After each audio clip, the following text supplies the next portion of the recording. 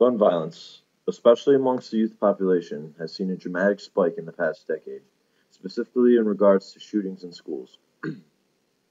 Similarly, more and more video games glorifying gun violence are being created and distributed to consumers, these consumers generally being youth and young adults.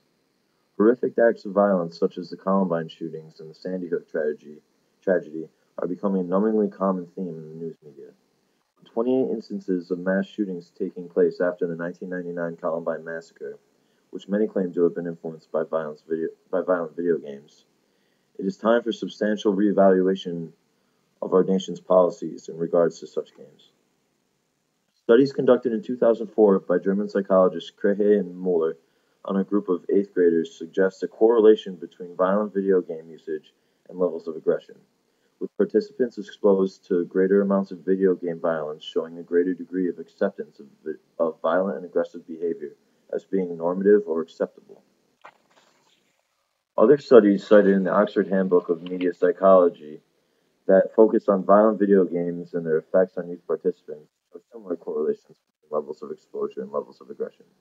This being said, it does not require much thought to identify a linkage between increased exposure to violent video games and cases of real gun violence, predominantly amongst younger generations. It is unreasonable to ask others to sacrifice their sense of safety for the profit of video game companies and their consumer base. Violent gun-oriented video games are relatively recent luxury items that must be banned from adolescents. Violence is a drug of greater toxicity than alcohol or tobacco, and should be treated as such. Like alcohol, violent video games should be prohibited not only in the context of sales to minors, but also in their use. Just as a parent would face judicial action for enabling the consumption of alcohol by minors, so too should they face punishment for allowing the mentally malleable youth to play with violent video games.